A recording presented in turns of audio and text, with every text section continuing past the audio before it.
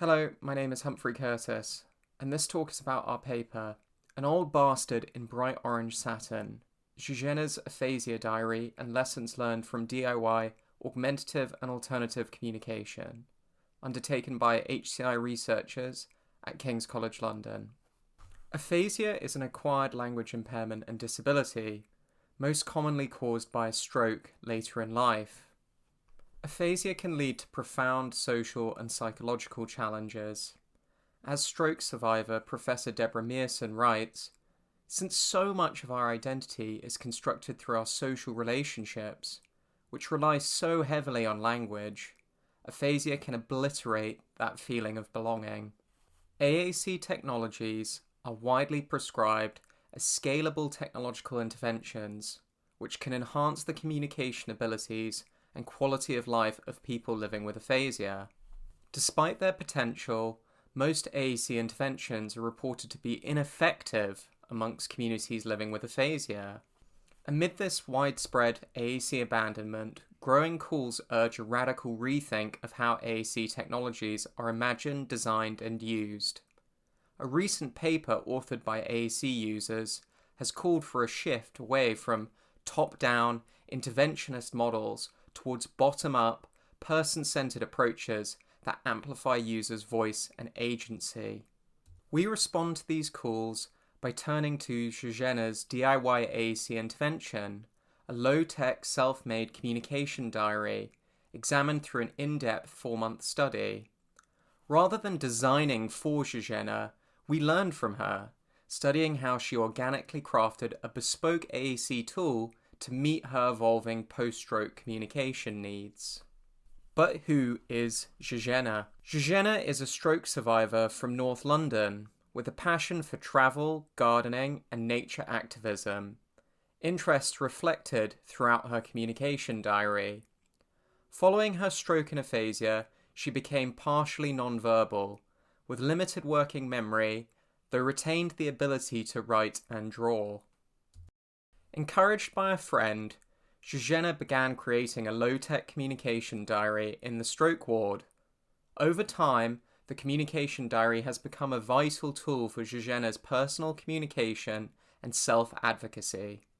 Her consistent and creative use of the communication diary offered rare insight in the context of widespread AAC abandonment. Zuzenna often shared her diary with others at the local aphasia charity, where it inspired tremendous interest and engagement amongst fellow people living with aphasia.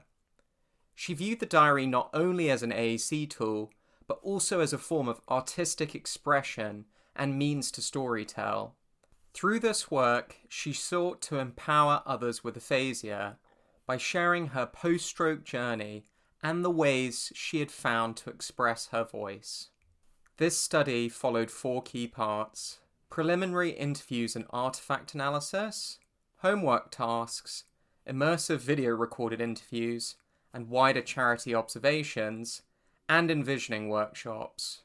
To examine our recordings and dataset, we employed qualitative methods, including thematic and conversation analysis. Our results from parts 1 to 4 of the study are organized into 3 overarching themes. We now hone in on some of our sub-themes. Please refer to the paper for our comprehensive findings.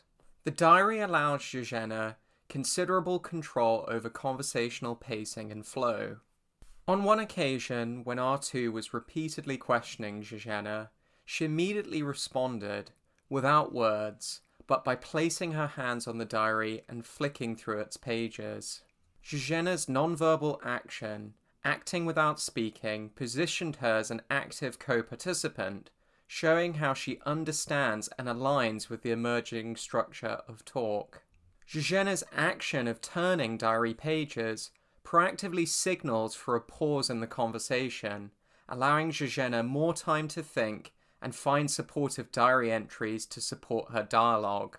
Next, the diary gives Zuzenna agency to self-express via art, handwriting, and collaging. The communicative and creative possibilities of the diary emerge as each blank page serves as a canvas for Zuzenna's artistic expression. Following her stroke, Zuzenna developed a renewed appreciation for colour as a form of self-expression.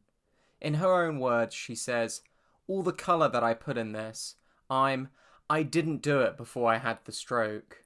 Throughout, the diary tangibly reinforces Zuzenna's continued growth and progress.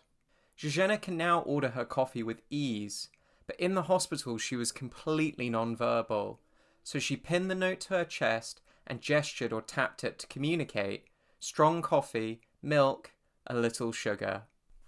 From this work, we have identified 3 key implications for future AAC technologies. AAC must look to foster communion, support expression and agency, and value user labour and facilitate growth. These are precisely the dimensions where Zuzenna's diary excels, and where many existing AAC devices often fall short. Ultimately, Zuzenna's diary reveals that AAC does not have to be technocentric or expensive to be powerful. It just needs to be personal.